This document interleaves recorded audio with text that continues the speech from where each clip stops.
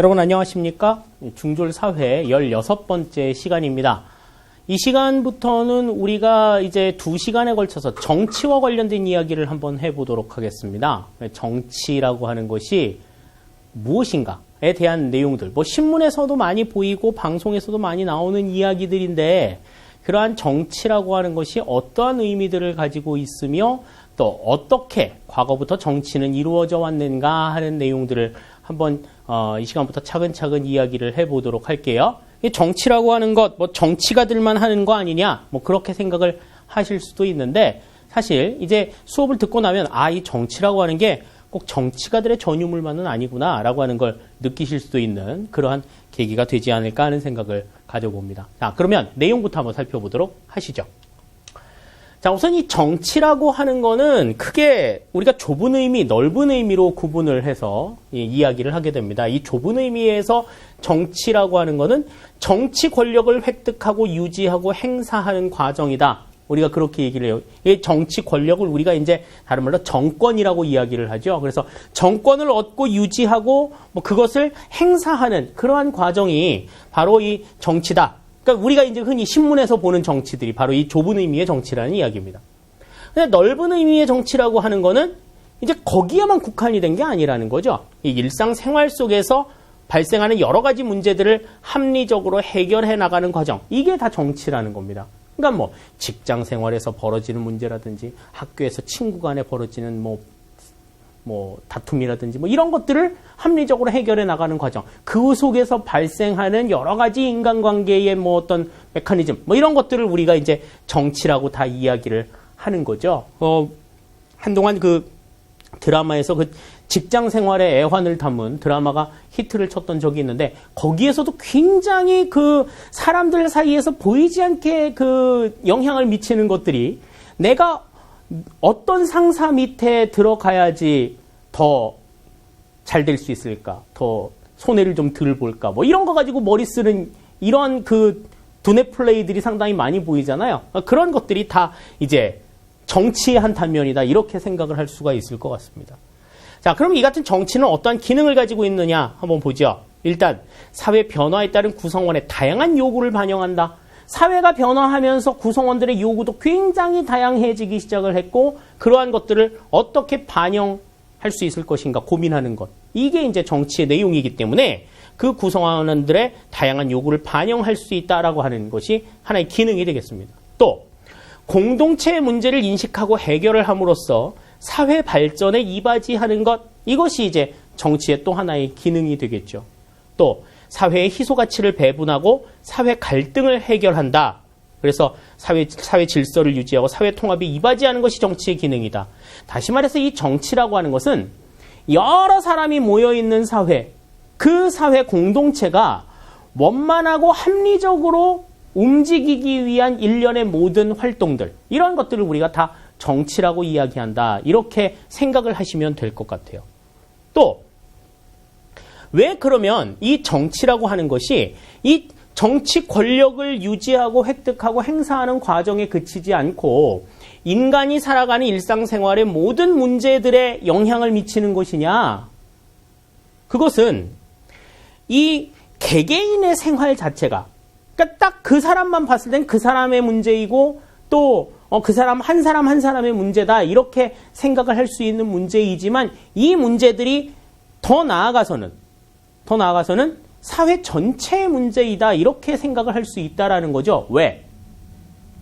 개개인 한 사람이 다 상호 유기적으로 연관이 되어 있음으로 해서 구성이 되는 게 사회 공동체이기 때문에, 이쪽에서 한 사람이 어떤 문제가 발생을 했다, 그러면 그것에 영향을 받아가지고 다른 사람들에게도 또 다른 생각하지 못했던 여러 가지 문제들이 발생할 수 있다라고 하는 가능성을 가지고 있다라고 하는 겁니다. 그래서 이 정치라고 하는 것은 이제 정치가들의 전유물이 아니라 일상생활에서 살아가는 우리 모든 사회 구성원들의 몫이다, 이렇게 우리가 생각을 할 수 있다라는 거죠. 자, 그러면 일단 좁은 의미의 정치부터 생각을 해봅시다. 좁은 의미의 정치를 생각해 보려면 일단 정치 권력에 대해서 생각을 해봐야 되겠죠? 자, 이 정치 권력이라고 하는 건 국가기관이 구성원들 간 이해관계 대립을 조정하고 공동체의 목적을 달성하기 위해서 행사하는 힘이다. 다시 말해서 국가기관이 정치 기능을 수행하기 위해서 행사하는 합법적인 강제력이다. 여기서 중요한 거는 합법성이에요. 합법적인 강제력이다라고 하는 거예요. 왜? 강제력을 구사한다. 막 상대를 억지로 이렇게 억압한다라고 하는 거는 그다지 좋은 내용은 아닙니다. 그런데 합법적인 강제력이라고 하는 거는 내가 자신 있게 억압을 할 수 있어. 또 억압을 당하는 입장에서도 아 그래 이거는 당해야 돼라고 생각을 하는 그러한 입장이라는 거죠. 네. 왜 이것이 합법적이냐에 대해서는 조금 이따가 설명을 드릴게요. 자, 일단 그러면 정치 권력이 가지고 있는 특징을 이해한다라고 하면 이 의미를 보다 더 잘 이해할 수 있을 것 같습니다. 첫 번째, 강제성이에요. 이 강제성이라고 하는 거는 자, 집단이나 개인에게 어떤 정해진 규칙이나 행동에 따르도록 제재하는 것을 이야기합니다. 그러니까 여기서 말하는 강제력을 행사할 수 있다라고 하는 거죠. 자, 그러면 이 강제력을 행사하는 데 있어서 아까 합법적인 강제력이라는 이야기를 했는데 자, 그러면 왜 이것이 합법적이냐 하는 거예요. 자, 그 두 번째 특징을 보면 알 수가 있습니다. 두 번째 특징은 국민의 지지와 동의에 의해서 그 권위가 인정된다라고 하는 거예요. 국민의 지지와 동의. 다시 말해서 대통령이 어떠한 정책을 이렇게 운영하겠습니다.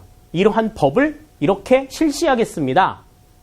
라고 이야기를 자신 있게 할 수 있는 이유는 그 대통령이 국민의 다수의 지지를 얻어가지고 대통령에 당선이 되었다라고 하는 것 때문이죠.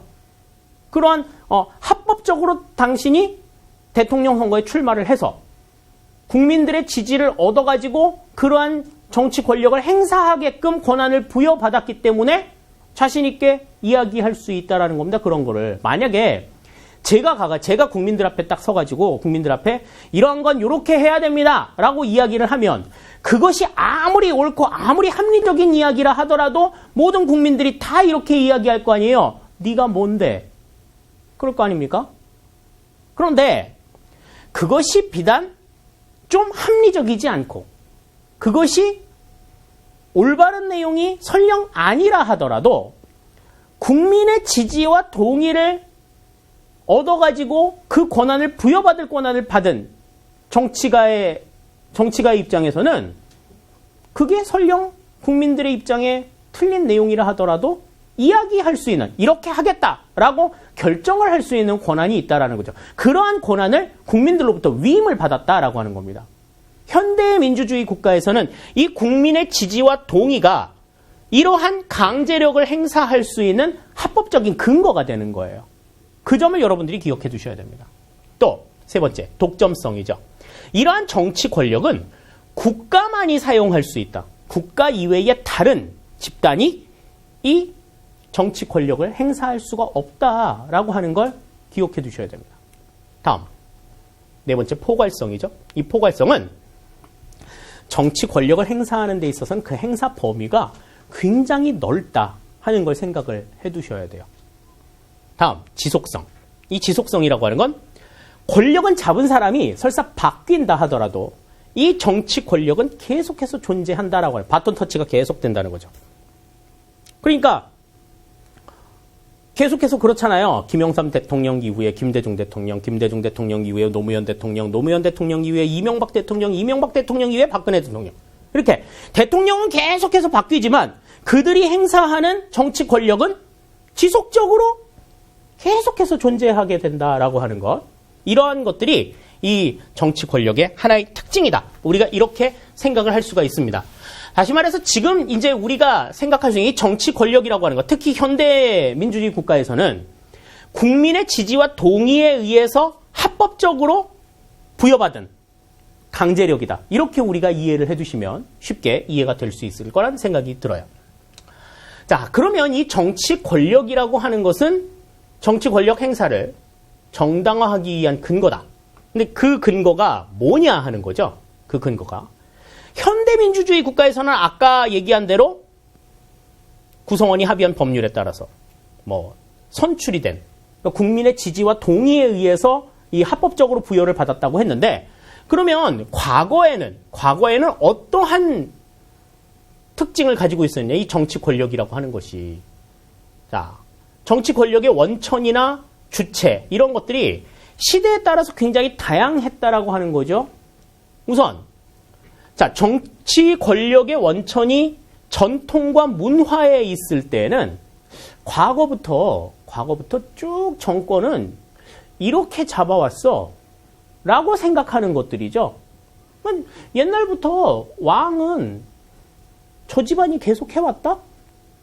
그럼 저 집안의 아들이 물려받을 거고, 아들이 아들 낳으면 그 아들이 물려받을 거고, 계속해서 이렇게 부자 세습 체제로 왔어.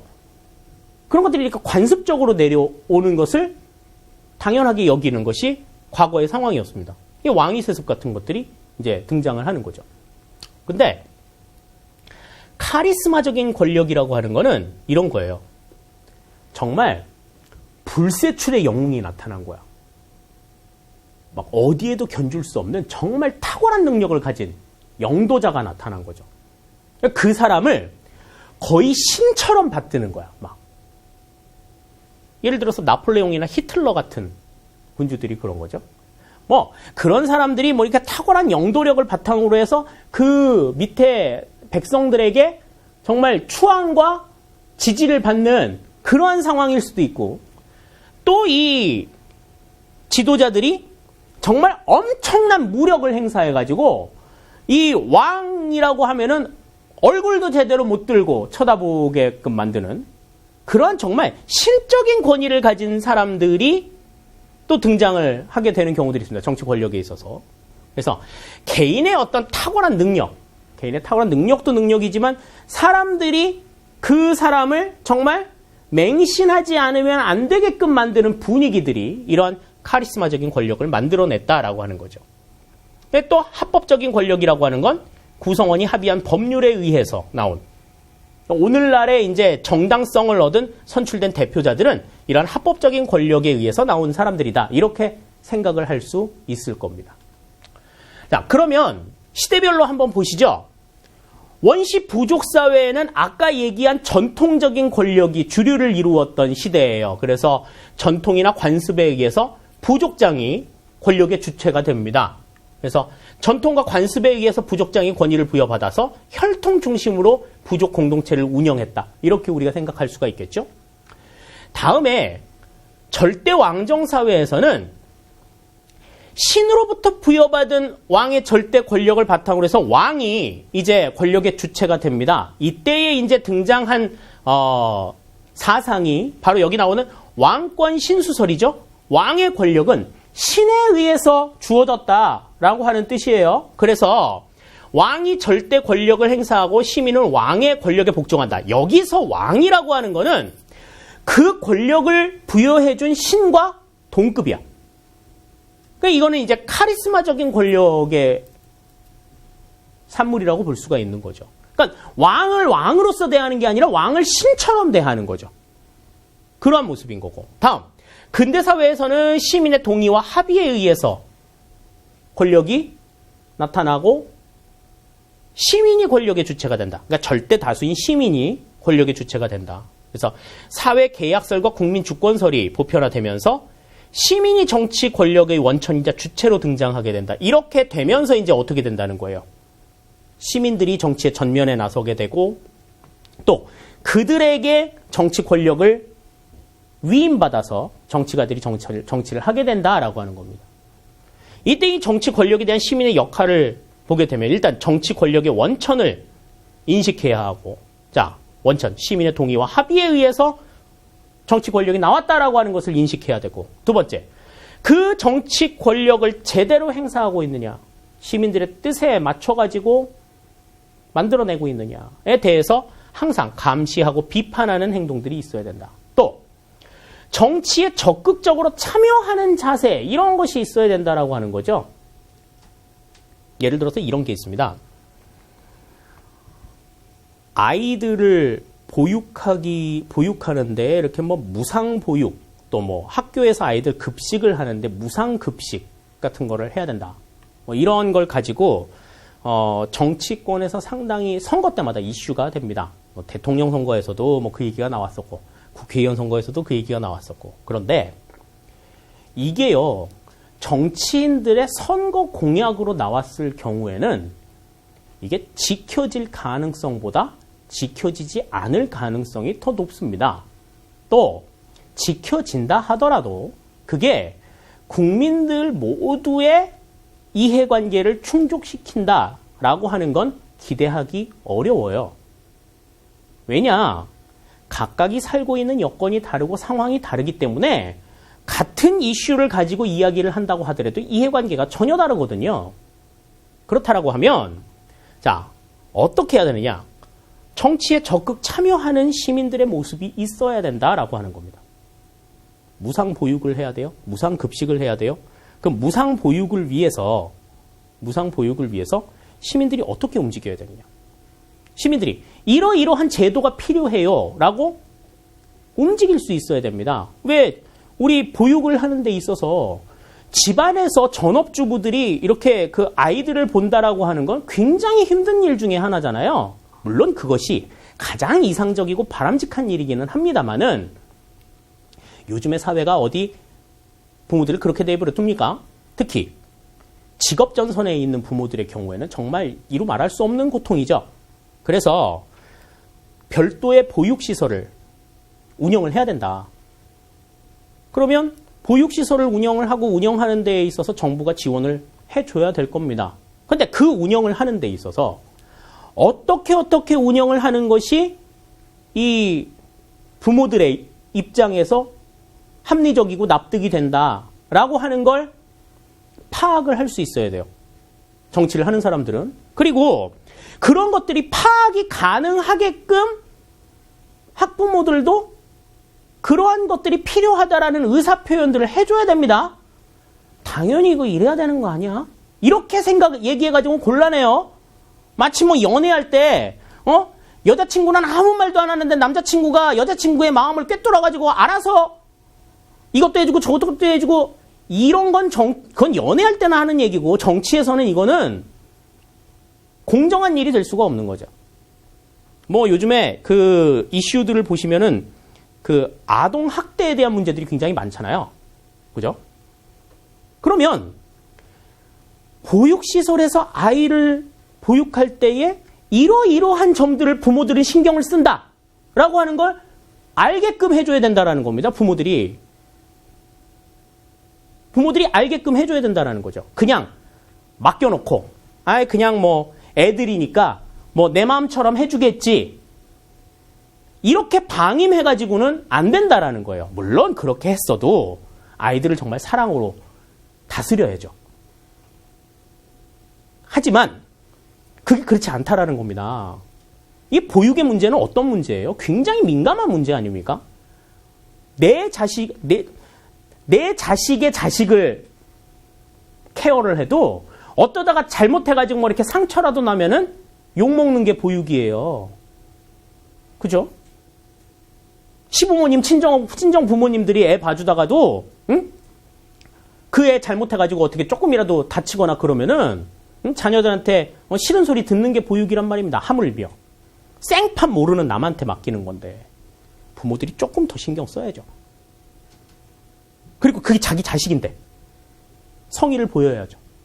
그게 뭐 타가의 문제뿐만이 아니라, 그게 뭐, 또래 아이들과 이렇게 놀면서 사회성을 기르기 위해서 저는 어린이집을 보내요. 그러면 더더욱 이것이 그러한 사회성을 기르기에 적합한 교육기관인지 굉장히 면밀하게 파악해 볼 수 있어야 된다는 겁니다. 그런 노력도 안 하고 애들을 그냥 집 근처 가까운 데라고 그냥 어린이집에 틱 맡겼는데 그런 사고가 났어. 그 어린이집에서 사고 났으니까 원장이 문제야? 교사가 문제야? 그렇게 만드는 정부가 문제야? 자기는 뒷짐지고. 이거는 민주주의의 시민으로서 바람직한 일이 아니라는 겁니다.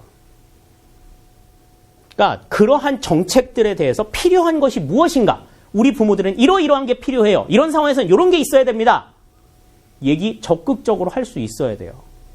그리고 그러한 요소들이 있어야 되는구나. 이런 것들을 하려면 이렇게 해야 되겠구나. 라고 하는 걸 정치하는 사람들이 느낄 수 있도록 해야 됩니다. 그것이 바로 민주사회의 바람직한 시민의 자세라고 볼 수가 있는 거죠. 자, 그러면 이제 이 같은 정치들이 역사적으로 어떻게 진행이 되어 왔는지를 한번 생각을 해볼게요. 고대 아테네의 민주주의, 고대 정치부터 한번 보겠습니다. 이 고대 정치는요, 특히 이 아테네 같은 경우에는 폐쇄적인 지리 환경을 가지고 있어서 도시국가 체제를 유지를 하고 있었어요. 그래서 영토도 작고 인구수가 작은 소규모 도시국가, 폴리스를 중심으로 정치가 이루어졌습니다. 그래서 이 아테네 민주정치의 특징, 그러면은 우리가 이제 두 가지 정도를 생각할 수가 있는데, 첫 번째는 직접 민주정치예요. 모든 시민이 국가의 중요한 일을 직접 토의해서 결정한다. 모든 시민들이 다 모여서. 아고라라고 하는 광장에 모여가지고 모든 시민들이 의견을 교류를 했어요. 그래도 그 외 우두머리가 있을 거 아니에요. 스머프 마을에 파파 스머프가 있듯이 그 정치를 하는 모든 시민들 가운데서도 우두머리인 사람은 윤번제로 순서대로 돌아가면서 맡았어요. 그러니까 너도 의장이 될 수 있고 나도 의장이 될 수 있는 그런 상황이 순서에 따라서. 그런데 여기에서 이제 얘기하는 건 모든이고요. 모든인데 시민의 범위는 상당히 제한적이었습니다. 오늘날에 들어와서는 시민, 그러면은 일정 연령 이상 모든 사람들을 다 얘기해요. 그런데 처음부터 그렇지는 않았다라는 거죠. 이 시민이라고 하는 시민의 범위가 신체 건강한 성인 남자에 한정이 돼 있었어요. 그러니까 신체가 부실하면 일단은 정치권이 없어요. 성인이 아니면 정치권이 없어요. 남자가 아니면 정치권이 없어요. 그리스 사람이 아니면 정치권이 없는 건 뭐 당연한 일이고. 그래서 여성이나 노예나 외국인은 정치에 참여를 할 수가 없었습니다.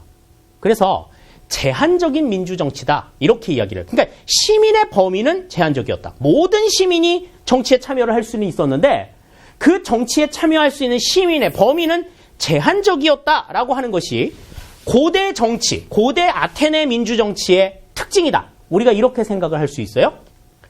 자, 그러면 근대 민주정치는 어떠하냐? 근대라고 하면 이제 중세사회 이후를 이야기합니다. 16세기 이후의 정치들을 이야기하면 과거에는 이제 아까 우리가 본 대로 전통적인 권력에 의해서 왕권 신수설에 의해서 왕에 의한 통치가 이루어졌다라고 하면 이제 천부인권 사상이나 자연권 사상, 사회 계약설의 영향을 받아가지고 시민 계급이 성장을 하게 돼요. 시민 계급. 그래서 시민층이 이제 시민혁명을 일으켜가지고 왕권을 제한하고 정치에 참여할 권리를 얻었어요. 그런데 이때에도 시민은 재산이 있는 사람들의 한정이 됩니다. 물론 이 이후에 이제 중산층 노동자로 계속해서 정치에 참여할 수 있는 시민의 폭은 넓어져요. 하지만 시민혁명이 발생이 될 당시에 이 당시만 하더라도 재산이 있는 유산 시민들로 한정이 되어 있었다라고 하는 겁니다. 그래서 이제 나타난 것이 시민혁명이죠. 절대왕정에 대항해서 시민들이 일으킨 운동으로서 시민 계급이 자 여기 나오죠. 상공업을 통해서 부를 축적한 도시상공업자나 금융업자나 법률가 등 돈이 있어야 된다는 거죠. 그 금권을 가지고 이제 정치인들에게 대항을 하기 시작했다 하는 겁니다. 자, 그래서 대표적인 게 이제 영국의 청교도 혁명, 명예혁명, 미국의 독립혁명, 그리고 프랑스 혁명이 되겠죠. 이 같은 시민혁명을 바탕으로 해서 시민이 정치에 참여할 수 있는 민주적인 정치 기틀을 만들었다라고 하는 것이 물론 굉장히 중요한 일이다 이렇게 생각을 할 수 있겠습니다. 물론 고대 아테네 정치 때도 보면은 네 귀족 금권 정치라고 하는 게 등장을 해요. 금권 정치라고 하는 등장을 하는데 그 전에 그거는 이제 뭐 그 하나의 어떤 폴리스에만 해당이 되는 내용이고요. 이거는 이제 사회 전반에 걸쳐 가지고 시민들이 정치 권력으로 등장을 하게 된 그러한 내용들이라고 볼 수가 있다 하는 점이죠. 자, 이 근대 민주정치 때부터는 이제 고대 정치와는 좀 다르게 간접민주정치가 진행이 됩니다. 이 간접민주정치는 대표자를 선출해가지고 의회를 구성하고 의회에서 법을 제정해서 이에 따라서 운영하는 정치죠. 그것을 국민의 대표에 의해서 이루어지는 정치다. 그래서 대의민주주의 또는 대의민주정치라고 이야기를 합니다.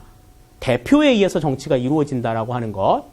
그래서 이 간접민주정치가 벌어지게 된 것은 아무래도 다스려야 될 영토가 넓어졌고 그리고 다스려야 될 사람의 수도 굉장히 많아졌기 때문에 그 같은 그 많은 사람들과 넓은 영토를 한꺼번에 통치하지 못한다라고 하는 한계점 때문에 이 간접민주정치가 등장하게 된 거죠. 또 계속해서 설명을 드립니다만은 이 정치에 참여할 수 있는 자격인 선거권을 신분이나 재산에 의해서 제한을 했다라고 하는 것. 그래서 이러한 그 선거권이 중산층 서민들에게 확대가 되기 시작한 것은 이제 한 19세기 때 들어온 일이고 여성들이 선거권을 갖기 시작을 한 거는 20세기 초반에 들어온 일이에요. 그러니까 여자들이 정치에서 어떤 선거권을 행사하기 시작한 것은 역사적으로 100년이 채 되지 않는다라고 하는 걸 여러분들이 생각을 해주시면 좋겠습니다. 자, 다음에 이제 오늘날 현대 민주정치를 보시죠. 이 현대 민주정치는 이제 노동자나 여성, 흑인, 기존의 선거에서 배제가 되었던 사람들까지도 선거에 참여할 수 있도록 해달라. 선거권을 부여해달라라고 하는 운동들이 전개가 되면서 20세기 중반 이후에는 거의 대부분의 국가에서 성별이나 신분, 재산의 제한 없이 일정 연령 이상 남녀에게 선거권을 부여했다. 보통 선거의 개념이 이제 확립이 되었다라고 하는 것이죠. 그래서 현대 민주정치의 특징을 보면 일단 근대 민주정치와 공통점은 대의민주주의, 간접민주정치라고 하는 점입니다. 그리고 두 번째, 보통 선거가 확립이 되면서 대중이 정치 주체로 등장을 하게 되었다. 그래서 모든 공중, 모든 절대 다수의 그 시민층들이 어떤 특정 계급이 아니라 특정 층이 아니라 절대 다수의 모든 보통의 사람들이 정치 주체로 등장하게 되는 대중민주주의가 오늘날 현대 민주정치의 하나의 특징이다. 이렇게 우리가 생각을 할 수가 있겠습니다. 자, 그러면 이제 현대 정치 현상의 특징을 보시면요. 과거까지, 고대, 근대의 정치까지는 이 정치의 개념이라고 하는 게 좁은 의미의 정치에 국한이 되어 있었어요. 정치 권력을 획득, 유지, 집행하는, 행사하는 과정이다. 이렇게 생각을 했었는데 이제부터는 정치가 일상화되기 시작을 했다라고 하는 거예요. 정치 영역과 비정치 영역을 구분하는 게 의미가 없어졌어. 모든 영역에서 이 정치라고 하는 게 적용이 되기 시작을 했다라고 하는 걸 생각을 해야 된다는 거죠. 다음에 현대 정치에서는 시민이 추구하는 이해관계와 가치가 굉장히 다양해졌다라고 하는 걸 생각할 수가 있습니다. 사회가 그만큼 빠르게 변하고 굉장히 복잡 다양해지면서 그 복잡 다양해진 사회 현상에 따라서 나타나게 되는 이해관계도 굉장히 복잡해졌다라는 거죠. 그래서 이 이익의 다원화된 이익을 전부 다 추스려야 하는 것이 오늘날 현대 정치의 과제다. 이렇게 볼 수가 있습니다. 또한 전자민주주의가 등장을 했다라고 하는 점이에요. 전자민주주의. 이 전자민주주의가 등장하게 된 것은 어떠한 의의를 갖느냐 하면 과거에는 영토상, 인구상 한계 때문에 대의민주정치가 불가피했다. 그랬어요. 근데 이 전자민주주의는 정보통신 기술의 발달을 바탕으로 통신 매체를 통해서 시공을 초월해가지고 모든 사람들이 한 공간에서 자기의 의사를 표현을 할 수가 있습니다. 그래서 직접 정치에 참여할 수 있게 된 여지가 넓어진 거죠. 그래서 과거에 비해서는 직접 민주정치의 여지가 넓어졌다. 이렇게 볼 수가 있어요. 왜? 영토상, 인구상 한계를 극복할 수 있는 여지가 정보통신 기술의 발달로 생겨났기 때문에 그렇다 하는 겁니다. 하지만 이 전자민주정치가 완벽한 직접 민주정치를 구현할 수 있다. 이렇게 얘기하기는 또 어렵죠. 그렇기 때문에 직접 민주정치의 여지가 직접 참여할 수 있는 방법이 생겨났다라고 하는 데에서 의의를 찾아야 될 것 같습니다. 자, 그럼 오늘날 민주정치의 과제를 한번 보시죠. 첫 번째, 사회통합입니다. 이해관계가 다양화됨에 따라서 집단 및 계층 간의 대립이 많아질 수밖에 없죠. 충돌도 많아질 거고 한 번 부딪힐 때 제대로 부딪혀가지고 굉장히 좀 서로 심하게 타격을 받는 경우들이 생길 겁니다. 그래서 구성원들 간의 이해관계의 조정이 필요하다라고 하는 거 생각을 할 수 있겠고요. 또 시민이 정치에 적극 참여할 수 있도록 제도장치를 마련을 해야 됩니다. 아까 말씀을 드렸죠. 뭐 보육시설에 대한 이야기 했었는데 보육시설을 뭐 운영을 하는 데 있어서 이러이러한 것들이 필요합니다. 부모들은 이러이러한 걸 원합니다라고 얘기할 수 있는 장치들이 있어야 된다라는 거죠. 그걸 들을 수 있는, 경청할 수 있는 장치들도 있어야 된다라는 겁니다. 그래야 마음 놓고 얘기를 할 수 있는 거죠. 그래야 국민들이 원하는 정책들이 이루어질 수 있다 하는 점입니다. 그렇지 않으면 저거는 뭐 지들끼리 알아서 하는 건데 뭐 내가 뭐 얘기해봐야 소용없어. 이렇게 얘기하고 끝이 나지 않겠어요? 그래서 정치에 적극 참여할 수 있는 장치를 마련을 해서 정치에 대한 무관심을 극복하는 것. 이것이 오늘날 민주정치의 과제다. 이렇게 설명을 할 수 있겠습니다. 자, 다음에 이제 우리가 이 같은 정치를 하는 데 있어서 추구해야 될 이념이 있습니다. 그게 바로 민주주의죠. 민주주의. 자, 이 민주주의라고 하는 게 어떠한 의미를 가지고 있느냐 하는 겁니다. 민주주의는 원래 민주주의는 한자어잖아요. 한자어. 보세요.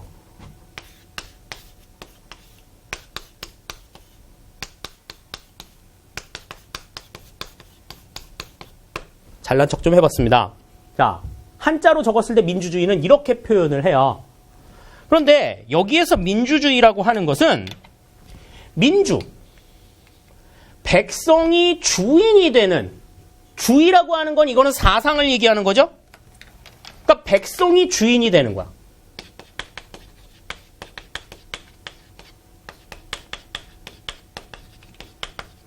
여기서 말하는 백성이라고 하는 개념은 뭐예요? 백성. 아까 우리가 설명했던 대중입니다. 대중. 그건 어떤 특정한 계층이 아니고 그 밑에서 왕의 통치를 받는, 정치가의 통치를 받는, 다스림을 받는 개체들. 이것이 이제 백성이 되는 거죠. 그 백성이, 대중이 주인이 되는 정치 사상을 가리켜서 우리가 민주주의라고 이야기를 해요.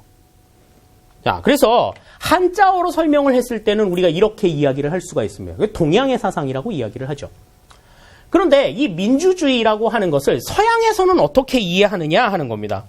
지금 여기에도 나와 있지만 민주주의의 어원이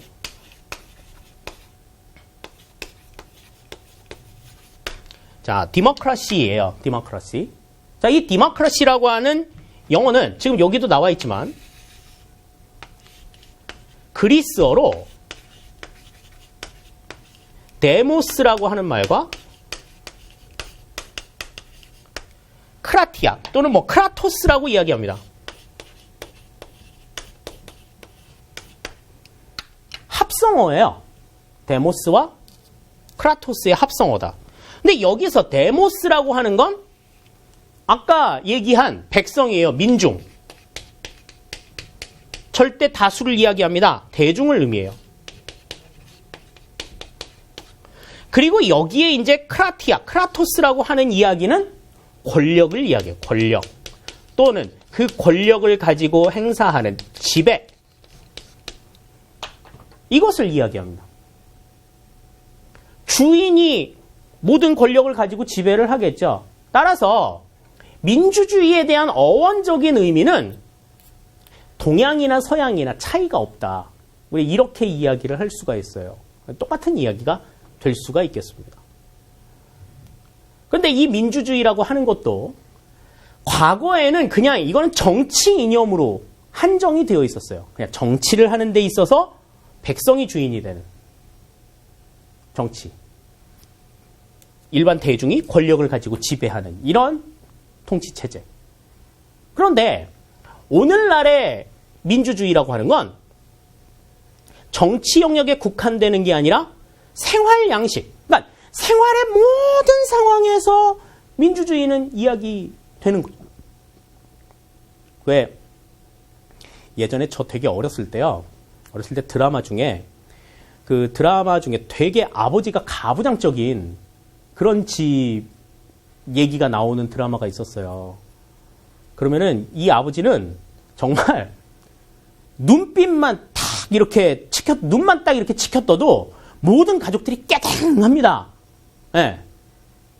근데 이제 모든 집안들이 다 그렇지 않죠, 요즘에는. 요즘에는 막 아들한테 아버지가 야, 너 이렇게 해야 돼. 그러면은 왜요?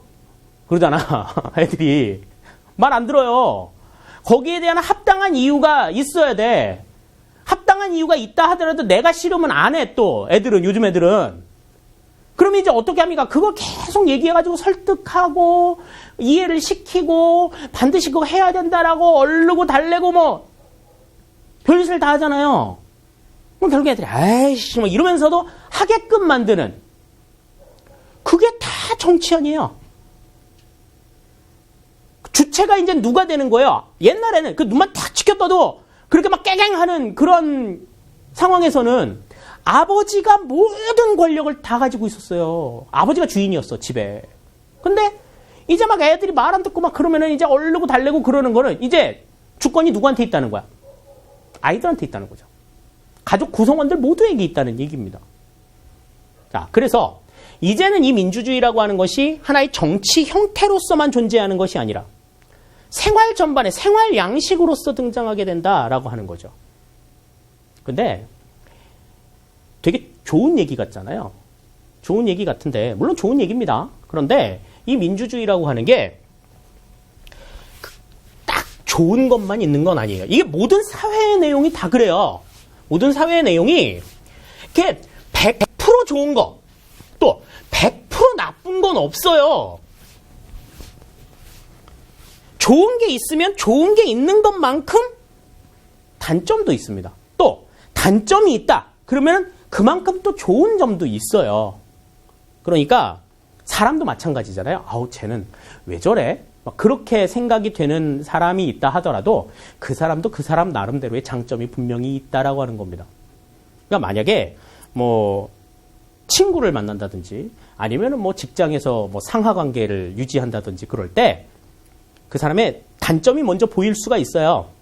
사람이 사람의 장점을 보기가 쉽지가 않습니다. 사람이 좀 태생이 좀 나빠가지고 제가 봤을 때는 태생이 좀 안 좋게 만들어진 개체인 것 같아요, 사람이. 그래서 다른 사람의 장점보다는 단점을 더 먼저 볼 수밖에 없는 것 같아요. 단점이 더 잘 보여. 단점을 좀 지적하고 싶다 그러면 만약에 그 사람한테 지적해줘야 될 단점이 두 가지다. 그러면 그 사람의 장점도 두 가지를 찾아놓고 나서 단점을 얘기를 해줘야 서로 조금 분쟁이 조금 없어질 것 같다라는 생각이 듭니다. 자, 그런데 왜 이 민주정치 같은 경우에도 지금 굉장히 좋은 얘기만 계속 해줬잖아요? 근데 이게 단점도 존재를 한다는 거예요. 자, 이 민주정치는 다수의 시민이 주권을 가진다 그랬어요. 다수의 대중이. 그러면 이 대중이 전부 다 머리가 좋고 전부 다 스마트하고 전부 다 뛰어난 사람이 있는 건 아니에요. 그죠? 그 가운데는 어리석고 우매하고 멍청하고 바보 같은 저 같은 사람도 있다는 겁니다. 자, 그러면 만약에 그렇게 어리석은 저 같은 사람들이 정치를 하게 돼. 그러면 이게 나라가 제대로 되겠어요? 그런데 그 사람도 사회의 구성원이야. 정치적인 어떤 이야기를 할 수가 있어. 막을 수는 없잖아요. 말 그대로 좀 심한 말로 개나 소나 정치를 할 수가 있다는 거죠. 개나 소나. 그렇게 되면 이제 어떻게 된다는 거예요? 중우 정치로 전락을 할 수 있다. 굉장히 어리석은 대중들에 의해서 정말 개나 소나 정치를 해가지고 사회 전체가 막 잘못 돌아가는 그러한 위험이 있을 수 있다는 겁니다. 그리고 비효율적일 수도 있죠. 또 개개인의 어떤 이해관계나 이런 거에만 집중을 하게 되면 더더욱더 그렇습니다. 그래서 민주주의가 갖게 되는 문제점이 이러한 것들이 있다라고 하는 것도 여러분들이 같이 생각을 좀 해두셔야 될 것 같아요. 자, 그럼 민주주의의 이념 한번 생각을 해보죠. 첫 번째, 인간의 존엄성 실현입니다. 이 인간의 존엄성이라고 하는 것은 정말 거부할 수 없는 정의죠. 인간은 인종, 종교, 국적, 성별, 빈부에 관계없이 인간답게 생활하고 대우받아야 한다라는 얘기입니다. 다시 말해서 이건 무슨 얘기냐면 인간은 인간이라고 하는 그 자체만으로도 대우받아야 한다라는 거죠. 존중받아야 한다라고 하는 거죠. 그 근거가 되는 사상적인 기반은 천부인권설. 다시 말해서 인간의 권리는 하늘이 부여해 주었다라고 하는 겁니다. 그럼 인간이고 인간이 아닌 거, 이거 어떻게 구분해요? 자, 말을 하느냐 못하느냐의 차이입니다. 언어를 사용할 수 있느냐, 랭귀지를 사용할 수 있느냐 없느냐의 문제예요. 개, 고양이, 뭐 이런 애들도 자기 감정을 표현하기는 하죠. 뭐 벌들도 이렇게 언어가 있다 그러잖아요. 그냥 벌들은 언어가 있는 게 아니라 시그널이에요. 시그널, 신호. 이러이러한 상황에서는 신호를 보낸다라는 거지. 그게 뭐 어떤 의미가 있는 건 아니잖아요. 왜 우리는 똑같은 언어를 사용한다고 하더라도 그 느낌에 따라서 좀 다른 느낌들을 많이 갖지 않습니까? 예를 들어서 잘한다 못한다 할 때 잘한다의 개념, 잘한다의 개념, 잘한다라는 얘기를 할 때 잘한다라고 하는 걸 그냥 얘기한다고 해서 다 그게 잘한다라는 의미가 아니잖아요. 야, 너 진짜 잘한다 이렇게 얘기하는 거하고, 야, 진짜 잘한다 이렇게 얘기하는 거하고 똑같은 잘한다인데 분명히 다르지 않습니까? 이게 언어예요, 이게. 자, 그 언어를 사용하느냐 사용하지 않느냐, 사용하는 개체들이 인간이에요. 그러니까 나중에 이렇게 그 과학이 정말 발달해가지고요, 이렇게 인간이 복제가 되는 시대가 오거든. 나랑 똑같이 생긴 인간이 있다고 해서 팔다리가 있는 개체라고 해서 모두 다 인간이라고 생각하셔서는 안 된다는 거예요. 그런 개체들은 말을 못하니까요. 자, 그러니까 말을 이렇게 할 수 있는 인간들은 그 인간이라는 자체만으로 존중받을 수 있는 권리가 있다라고 하는 거예요. 그게 바로 인간의 존엄성에 대한 이야기입니다. 다음 두 번째, 자유와 평등의 보장이에요. 이 인간의 존엄성을 실현하기 위해서는 인간에게 자유와 평등이 보장되어야 한다라고 하는 겁니다. 근데 이 자유라고 하는 건 부당하게 구속되거나 간섭받지 않을 권리예요. 다시 말해서 이 얘기는 무슨 얘기냐면 부당하게 간섭받거나 구속되지 아니하고 인간이 할 수 있는 것은, 하고 싶은 것은 하고 하기 싫은 것은 안 할 수 있어야 된다라는 거죠. 이게 자유의 보장입니다. 다음, 평등이라고 하는 건 부당하게 차별받지 않을 권리를 이야기하죠. 그래서 이 오늘날의 이 평등이라고 하는 건 법 앞의 평등을 이야기합니다.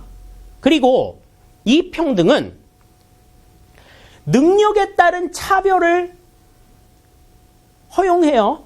그러니까 능력에 따라서 차별하는 것, 이것까지도 평등에 위배된다, 이렇게 얘기해서는 안 된다라는 겁니다. 다만 똑같은 상황에서는 누구나 똑같은 기회를 부여해야 한다는 기회균등의 원칙을 이야기하는 것이 평등의 개념이다. 따라서 부당하게 구속되거나 간섭받지 않고 또 차별받지 않는 환경 속에서 인간의 존엄성을 실현하는 것, 이것이 바로 민주주의의 이념이다. 우리가 이렇게 이야기할 수 있는 것이죠. 자, 그러면 이제 현대 민주정치가 추구하는 기본 원리들을 한번 생각을 해봅시다. 첫 번째가 국민주권 원리예요. 국민주권의 원리. 그래서 이것은 이제 국가 의사를 최종 결정할 수 있는 권한이 국민에게 있다라는 거죠. 그러니까 국가 권력의 소유권이 누구에게 있다? 국민에게 있다라는 거죠. 국민에게. 그래서 뭐 선거권을 행사한다든지, 뭐 국민소환이라든지, 뭐 우리는 뭐 국민소환을 채택하고 있지는 않습니다만은, 뭐 지자체에서 뭐 이제 주민소환 같은 거 하죠. 이런 것들이 이제 국민주권의 원리를 통해서 나타나는 것이라고 볼 수가 있습니다. 그 국민주권의 원리를 규정하고 있는 헌법의 내용이 바로 헌법 제1조 2항이죠. 대한민국의 주권은 국민에게 있고 모든 권력은 국민으로부터 나온다. 이것이 주권이 국민에게 있다라고 하는 것을 이야기해 주는 겁니다. 영화 변호인에서 나온 거 잘 알고 계시죠? 자, 다음에 두 번째 국민 자치의 원리입니다. 국민 자치의 원리라고 하는 건 국민이 소유하고 있는 권력, 정치 권력, 이 권력을 가지고 국민이 직접 정치를 하는 거예요. 국민이 직접. 그래서 국민 스스로 나라를 다스려야 한다라는 원리예요. 그러니까 이거는 주체가, 정치의 주체가 누구여야 한다? 국민이어야 한다라고 하는 겁니다. 국민이어야 한다. 그래서 어떤 거예요? 지방자치제도, 국민투표제도, 주민소환제도 이런 걸 통해서 국민자치의 원리를 실현을 하죠. 그래서 그 국민자치의 원리를 실현하는 데에는 직접민주정치와 간접민주정치가 있다. 아까 이거는 앞에서 설명을 드렸으니까 따로 구분을 짓지는 않겠습니다. 다음에 이제 입헌주의의 원리예요. 이 입헌주의의 원리는 헌법에 규정된 사항에 따라서 정치 권력이 행사되어야 한다라고 하는 거죠. 그래서 이거는 기본권을 헌법에 명시를 하고 있음으로 인해서 권력의 남용이나 또 권력에 의해서 이 국민이 기본권이 침해받는 것, 자유와 권리를 침해받는 것, 이런 것들을 제한하기 위해서 입헌주의의 원리가 나타나는 겁니다. 그래서 국가의 기본권에 대한 내용이나 국가기관의 조직, 그리고 권한, 이런 것들을 헌법에 명시를 하고 그 헌법의 내용에 따라서 정치하는 것, 이것을 우리가 입헌주의의 원리라고 이야기를 해요. 다음에 권력 분립의 원리가 있습니다. 우리나라, 그러니까 국가 권력은 우리나라도 마찬가지입니다만 입법권, 행정권, 사법권 이렇게 세 개로 나누어져 있죠. 그렇게 국가의 권력을 나누어 놓는 것은 견제와 균형의 원리를 바탕으로 해가지고 국가 권력의 남용을 방지해서 국민의 권리를 보호하자라고 하는 측면에서 나온 개념이다. 이렇게 생각을 할 수가 있겠습니다. 그래서 법률 제정은 입법부, 법률 집행은 행정부, 법률 적용은 사법부가 나누어서 진행을 한다. 이 세 개가 엄격하게 분리가 되어 있다라고 하는 걸 생각하실 수가 있어요. 자, 우리가 이 민주정치에 대해서 이야기를 할 때요, 굉장히 많이 하는 것 중에 바로 링컨의 게티스버그 연설이 있습니다. 링컨의 게티스버그 연설을 보면 국민에 의한 국민을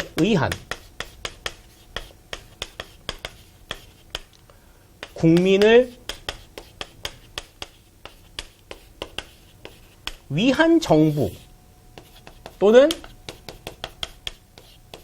정치라는 말을 해요. 자, 이 개념이 어떠한 의미인가를 좀 곱씹어 보는 시간을 좀 마지막으로 가져볼게요. 자, 이거를 그냥 우리는 해석을 할 때 국민에 의한 국민을 위한 정부다. 이렇게 이야기를 하니까 의미가 조금 퇴색이 됩니다. 이거를요, 국민의 정부, 국민에 의한 정부, 국민을 위한 정부, 이렇게 의미대로 생각을 한번 해보죠.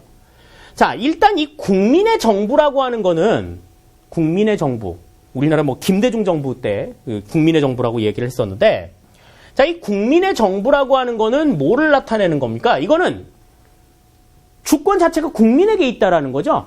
정치가, 정부가 국민 거야. 정부의 소유권이 국민에게 있다라는 겁니다. 그러니까 이거는 국민 주권을 의미하는 내용이 되겠죠. 아까 얘기한 국민 주권의 원리를 이야기하는 겁니다. 다음, 국민에 의한 정부다라고 하는 건 그 주권을 가지고 국민이 직접 정치를 하는 걸 얘기하는 거잖아요. 스스로 정치하는 것. 그래서 이거는 국민 자치의 원리를 이야기하는 겁니다. 국민 자치의 원리. 그러니까 이거는 주체가 국민이라는 거예요. 주체가 국민이라는 거. 정치를 하는 주체가 국민이어야 된다. 그런데 마지막에 국민을 위한 정부.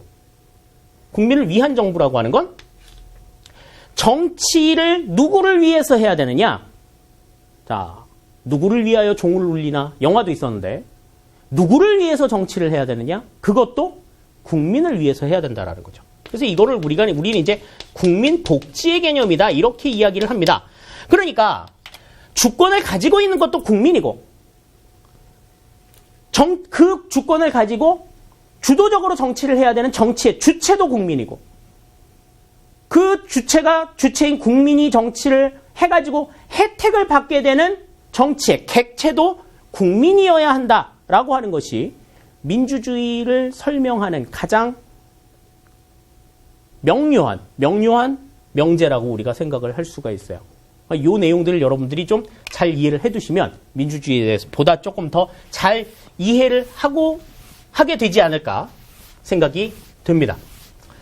자, 그러면 이제 전체적으로 내용들을 한번 다 살펴봤고요. 이제 문제를 통해서 한번 내용들을 정리를 해볼게요. 이 정치와 관련된 문제들이 어떻게 나오는지 한번 살펴보도록 하겠습니다. 1번 볼게요.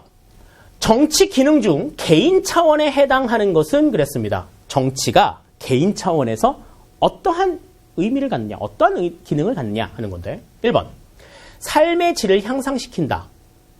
그렇겠죠? 다음, 사회 질서 유지에 기여한다. 그렇습니다.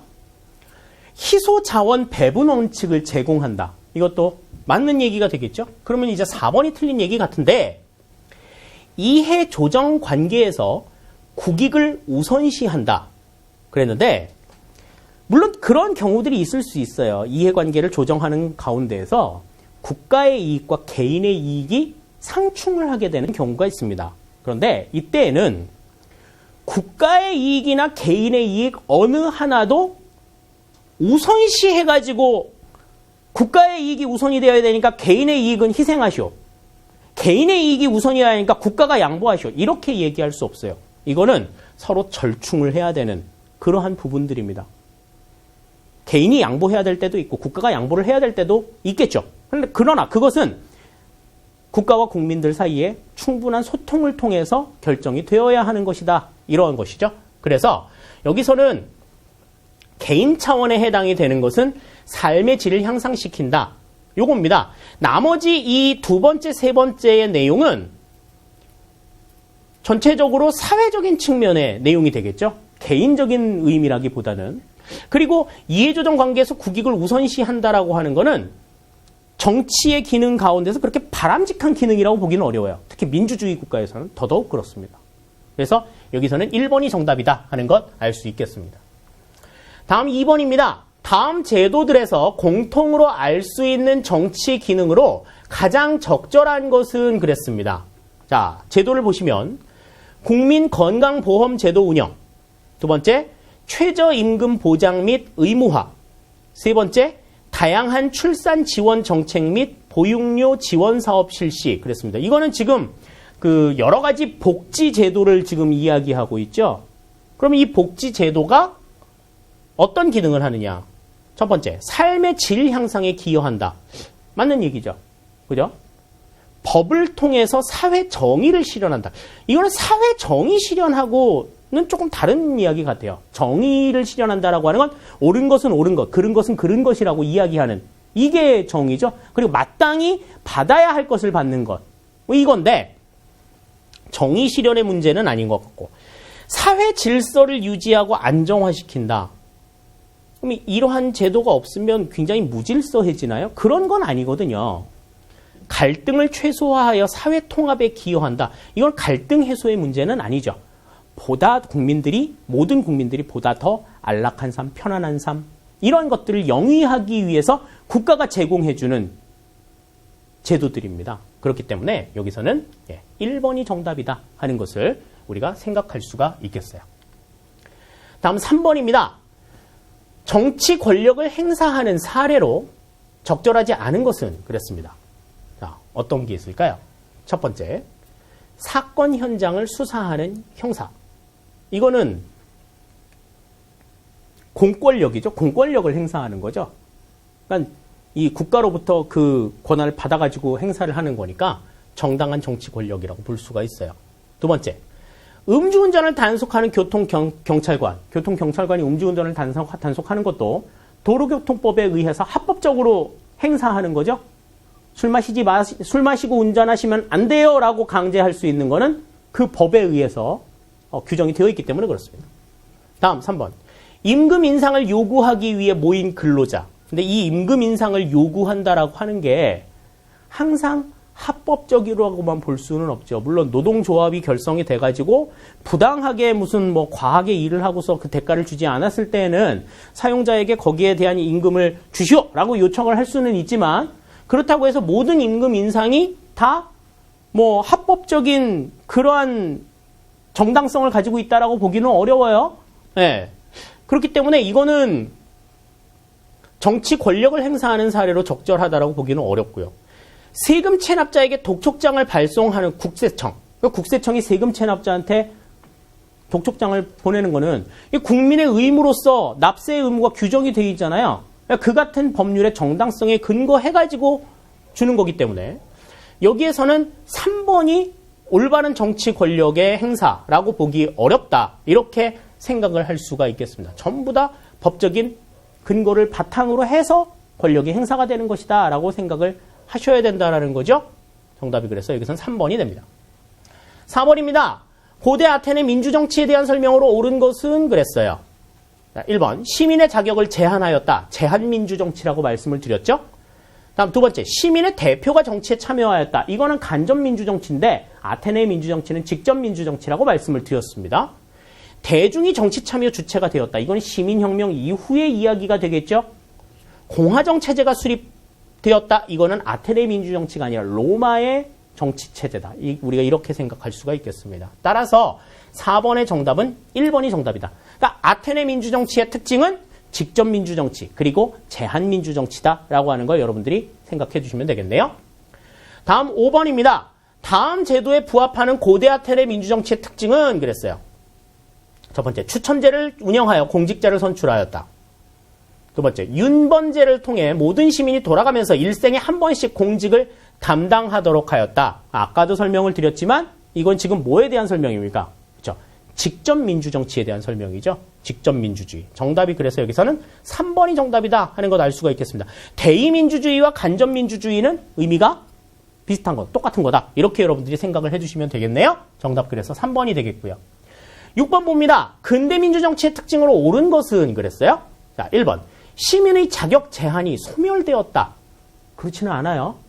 유산계급으로 다시 한정이 되어 있다. 뭐 과거보다 넓어지긴 했지만 그랬다 그랬죠.